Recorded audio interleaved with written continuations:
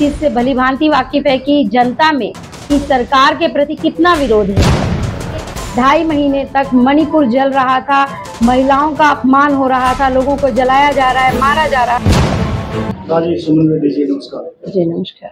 तो आज गांव फ्रेंड कला में आए हो, क्या कुछ कहना चाहोगे?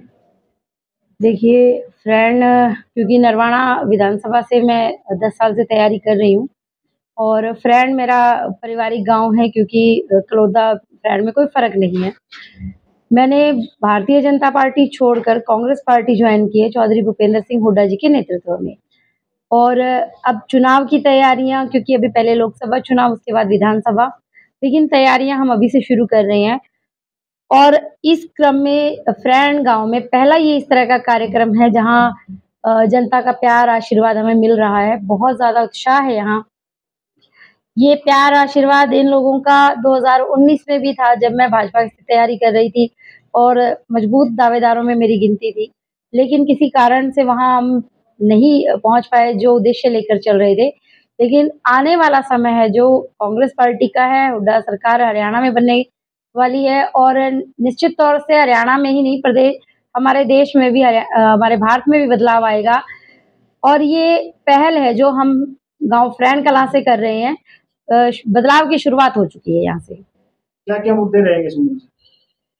देखिए मुद्दे इस तरह के हैं जो आम जनता से जुड़े हुए हैं, क्योंकि भाजपा की प्रदेश और के देश की जो सरकार थी, इसने इतने सपने दिखाए थे, इतने सबजबाज दिखाए थे, जिनको ये साकार नहीं कर पाई, किसी भी तरह खरा नहीं उतर पाई।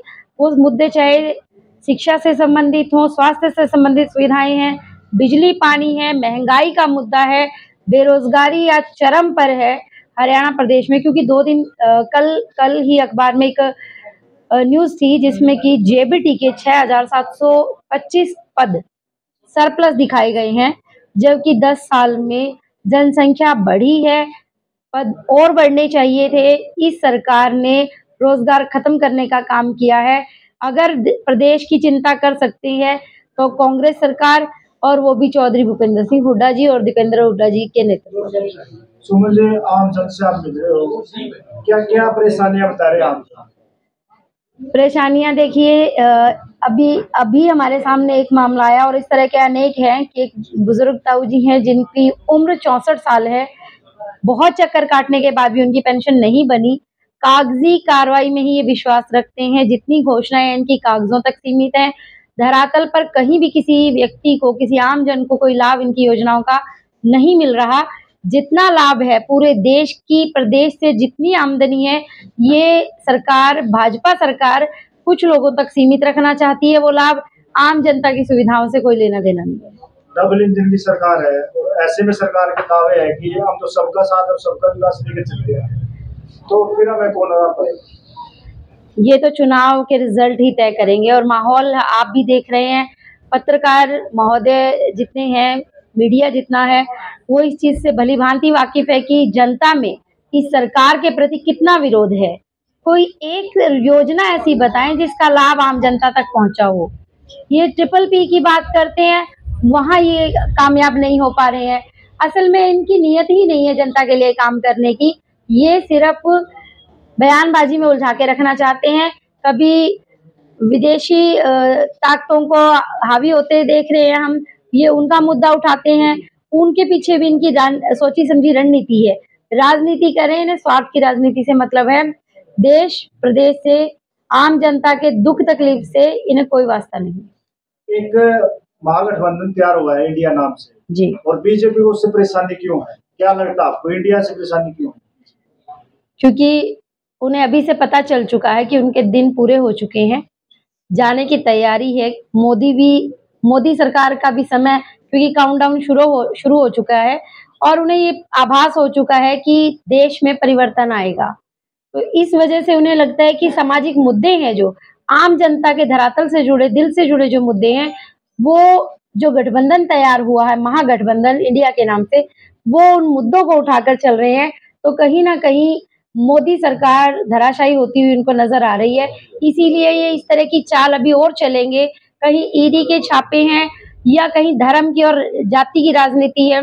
जैसे हमारे हरियाणा प्रदेश में भी चुनाव का माहौल गर्म होगा, उस टाइम पे जातीय भेदभाव फैलाने का काम ये फिर से करेंगे।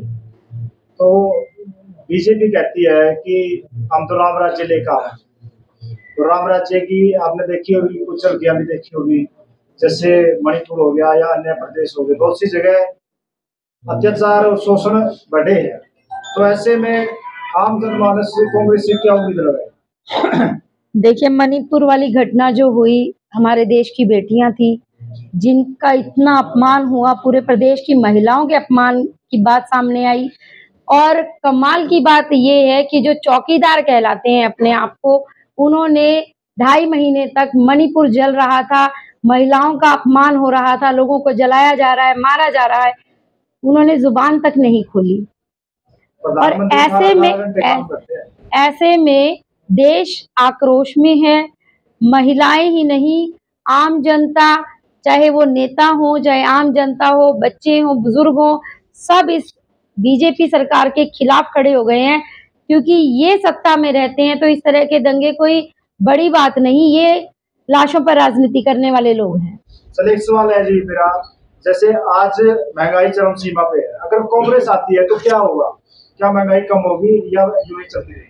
देखिए, ये आप लोगों ने भी 10 साल देखे हैं, उस समय ठीक था, सब ठीक चल रहा था, कोई वर्ग नाराज नहीं था। उस समय बीजेपी के नेता सिलेंडर के जो दाम थे वो आधे से भी कम थे, जो आज की स्थिति है। उस समय भी ये धरने प्रदर्शन करते थे, लेकिन आज ही इनकी बोलती बंद है। आज 1100 साढ़े 1100 में एक सिलेंडर मिल रहा है। गरीब आदमी अपने परिवार का पालन पोषण करे या इस तरह की व्यवस्था करे, ये चीजें मुहैया करवाना सरकार का काम है। और सरकार, जहां तक हम बात करते हैं, ये बीजेपी केवल पूंजीपतियों की सरकार है। कांग्रेस ने हमेशा आम जन के लिए हित में काम किया है। हमें भी लगा था कि बीजेपी कुछ अच्छा करेगी, लेकिन पूरे देश की जनता की आंखों से पर्दा हट चुका है।